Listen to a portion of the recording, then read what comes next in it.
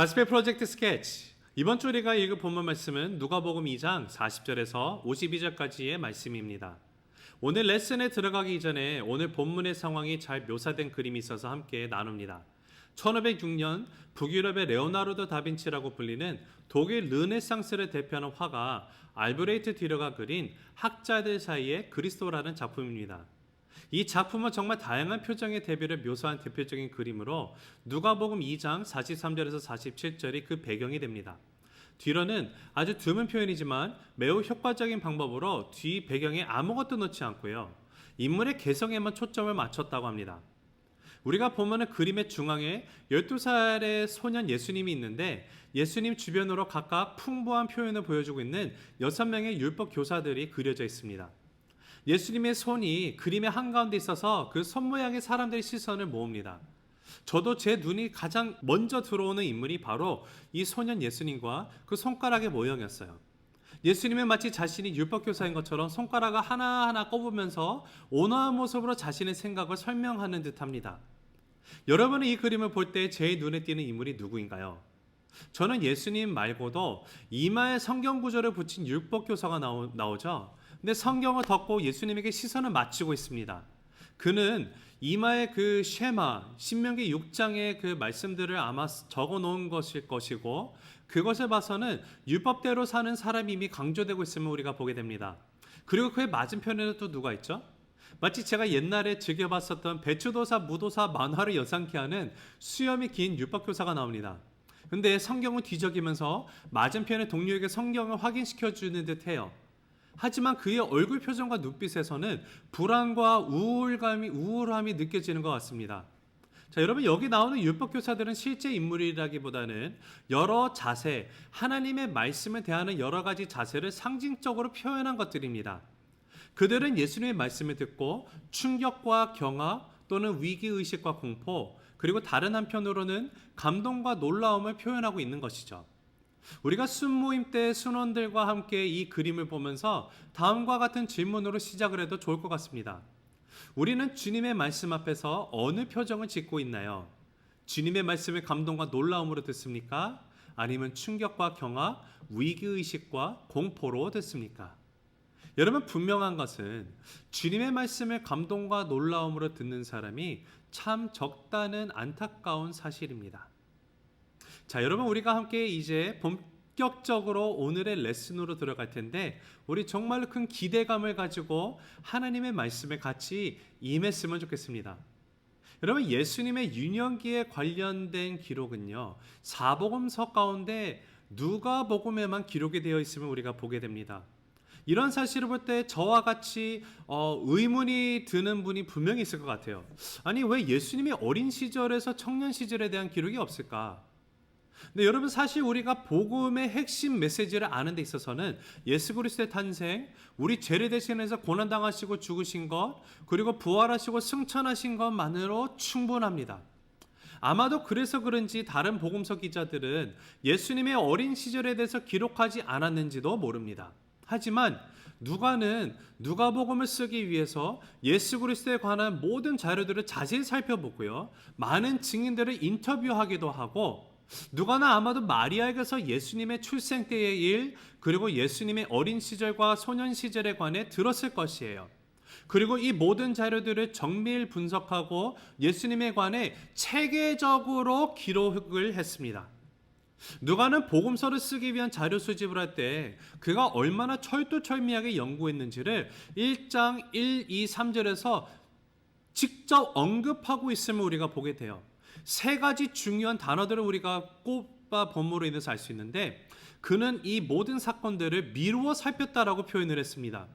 자신이 기록할 주제에 관련이 될 만한 모든 일을 근원부터, 다른 말로는 처음부터 미루어 살폈어요. 또한 누가는 자신의 자료들을 둘째로 자세히 조사했다고 얘기를 했습니다. 그리고 셋째로 그 모든 자료들을 차례대로 기록을 했어요. 그리고 2장에서는 복음의 시작을 이야기하면서 누가가 선택적으로 택한 예수님의 어린 시절의 세 가지 이야기들이 나오고 있습니다. 그 첫째 이야기는 예수님이 갓 태어났었던 infant, baby였을 때의 사건이고, 둘째는 생후 6주 된 아기 예수를 율법에 따라서 그 부모가 정결 예식과 할례를 위해서 예루살렘에 올라갔던 사건입니다. 그리고 마지막은 이번 돌아오는 주일의 본문이 되는데요. 10대에 근접한 12세 소년 예수 그리스도가 나옵니다. 누가는 1, 2장에 기록된 사실들을 분명히 마리아와 긴 대화를 나눈 후에 썼을 것입니다. 누가는 마리아가 그에게 말한 사건들 중에 누가복음을 작성하는 데 있어서 가장 적절한 내용을 선택해야만 했습니다. 자, 그러다면 누가가 선택적으로 기록한 누가복음 2장에서 나오는 예수님의 그 유년기 새 이야기는 어떤 의도를 담고 있을까요? 2장에 나오는 중심 인물들을 살펴보면 이 질문에 대한 답을 찾을 수 있을 것 같습니다. 자, 시간이 많지 않기 때문에 짤막하게 각 이야기들 살피고 가면 좋겠습니다. 자, 2장의 첫 번째 이야기가 뭐죠? 바로 거기에 중심 인물은 천사가 나옵니다. 천사가 나타나서 목자들에게 하나님의 메시지를 선포되는 사건이 나와요. 15절 말씀. 천사들이 떠나 하늘로 올라가니 목자가 서로 말하되 이제 베들레헴으로 가서 주께서 우리에게 알리신 바 이 이루어진 일을 보자 하고. 자, 분명히 어떤 일이 이루어졌다라고 누가가 기록을 하고 있어요. 하지만 그 이루어진 일은 주께서 알리셨다라는 사실을 포인트아웃하고 있습니다. 그저 하나의 사건이 아니라 이 사건에 하나님의 계시가 더해졌다라는 것이죠. 자, 두 번째 이야기의 핵심 인물은 누굴까요? 여러분, 누구죠? 네, 맞습니다. 야, 역시 형제교회 교인은 달라도 다릅니다. 너무 멋있습니다. 지난 주일 말씀을 통해 배웠던 바로 시므온과 안나이죠. 이 두 번째 이야기에서는 하나님의 말씀이 천사가 아니라 선지자를 통해 임했다는 데 주목을 해야 합니다. 그리고 마지막으로 12살 된 소년 예수님이 그 가족의 6월절 절기를 지키기 위해서 예루살렘을 방문한 이야기가 기록이 되어 있는데요. 이 이야기는 단순히 누가가 요셉과 마리아가 믿음이 너무 좋아서 절기 지키기 위해 예루살렘에 왔다가 갔다 이런 의도를 가지고 쓴 것이 아니에요. 자, 42절 43절 한번 같이 읽어보실까요? 시작. 예수께서 12살 되었을 때에 그들이 이 절기의 관례를 따라 올라갔다가 그 날들을 마치고 돌아갈 때에 아이 예수는 예루살렘에 머무셨더라. 그 부모는 이를 알지 못하고. 자, 여러분, 여기 42절에서 43절에서 유일한 주동사는요, 마지막 동사인 뒤에 머물다입니다. 자, 그러다면 누가가 여기서 강조하고자 했던 것이 뭘까요? 그가 강조하고 싶었던 것은 바로 예수님이 뒤에 남아 계시다라는 거예요. 성전에 남아있는 예수님이 3일간 머물면서 어떤 일을 하셨나요? 오늘 말씀 보니까 율법 선생들과 열띤 토론을 하고 있었어요. 근데 그때 요셉과 마리아가 성전으로 다시 와서 거기에 계신 소년 예수를 찾아서 꾸짖습니다. 근데 여기서 누가가 의도하고 있는 그 이 이야기의 절정이 바로 꾸짖음에 대한 소년 예수의 답에 있어요. 근데 이 답은요, 마치 천사의 말 그리고 선지자의 말과 마찬가지로 예수님에 대해 무엇인가를 말해주는 말씀입니다. 게다가 이번에는 천사도 아닌 선지자도 아니라 구세주시고 그리스도이시며 주님이신 예수님 본인의 입에서 나오는 하나님의 계시예요. 누가는 이 이야기들을 통해서 독자들에게 전하고자 했던 그의 주요 취지는 첫째로 각 사건들의 중심 인물은요, 어떤 의미에서 하나님의 메시지를 전달하는 대변자라는 사실이고, 둘째, 1, 2장은 말라기 이후 하나님의 계시가 뚝 끊겼던 400년이 지난 후에 마침내 하나님이 사람의 방언과 천사의 말을 통해서 다시 말씀하기 시작하셨다는 사실, 그리고 세 번째는 2장의 새 이야기들이 예수님에 대해서 이루고 말하고 말씀하신 것이라는 사실이고요. 마지막으로 누가는 특별히 하나님의 계시가 나타난 이야기들을 선택적으로 기록했다는 사실이에요. 자, 그러하다면은 2장 40절에서 52절의 이야기는 어떠한 계시적 메시지를 담고 우리에게 전하고 있을까요? 자, 바로 49절의 말씀을 봐야 합니다. 어찌하여 나를 찾으셨나이까? 내가 내 아버지 집에 있어야 될 줄을 알지 못하셨나이까? 여러분, 사복음서 가운데 예수님의 육성이 최초로 언급되는 곳이 바로 여기예요. 누가가 제일 먼저 예수님이 어린 시절 12살 때 예수님이 이렇게 말씀하시다라고 기록을 하고 있는데, 예수님이 뭐라고 말씀하십니까? 예수님의 자신에 대한 진술, 즉 예수님과 하나님이 어떤 관계인지를 우리에게 보여주고 있어요. 누가는 복음서를 쓰기 시작하면서 벌써부터 하나님의 구원 계획이라는 위대한 목적을 가지고 이 이야기를 우리에게 소개해주고 있다는 사실입니다. 여러분, 49절은 근데 단순히 예수님과 하나님의 관계를, 그 아버지와 아들을 나타내는 데서 그치는 것은 아닙니다.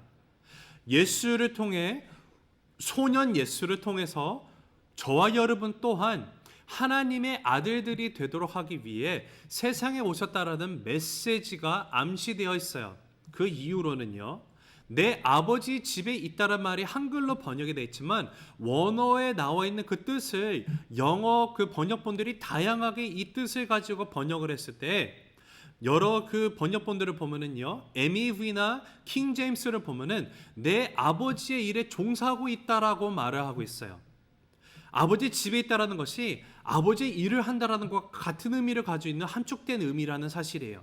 내 아버지가 계신 곳에, 그분의 활동이 집중되는 곳에, 거기 나도 언제나 있을 것이다라고 말씀하시는 예수님입니다.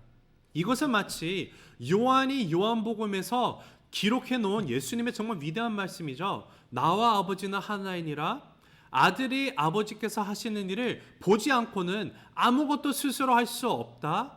아버지께서 행하시는 그것을 아들도 그와 같이 행할 것이고, 나는 항상 그가 기뻐하시는 일을 행함으로에 해당하는 누가의 표현의 말이에요. 자, 그러다면 아버지의 일이 무엇일까요? 바로 구원의 일입니다. 그러하기 때문에 이것은 아들인 예수 그리스도 역시 반드시 해야 하는 일이에요. 예수님은 어린 소년의 시기에 이미 사람을 구원하는 일에서 자기 아버지와 하나가 되어야 한다는 뚜렷한 사명의식을 표현하고 계신 것이에요. 여러분, 결론을 맺습니다.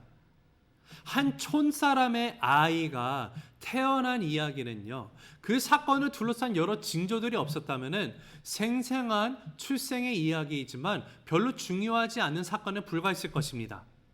예수님이 세상에 오신다는 사건은요, 이에 대한 하나님의 설명이 따르지 않았더라면 아무 의미도 없었을 것이에요. 그러하기 때문에 누가는 천사의 말로 예수님이 누구신지 말하며 선지자의 말로 그분을 통해 누가 유익을 얻을지 말을 하고, 그리고 이제 소년 예수님이 자신의 말로 하나님 아버지의 일이 바로 구원의 일이고, 이 일은 아들인 내가 반드시 해야 하는 놀라운 구속의 메시지를 전하면서 누가복음이 시작되고 있다는 사실을 우리가 보게 됩니다. 여러분, 이로써 오늘 레슨을 마칩니다.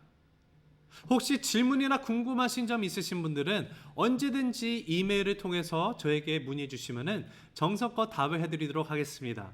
우리 모두 말씀을 붙들고 나아가는 복된 한 주가 되시기를 간절히 바라면서 우리 모두 다음 시간에 다시 만나도록 하겠습니다.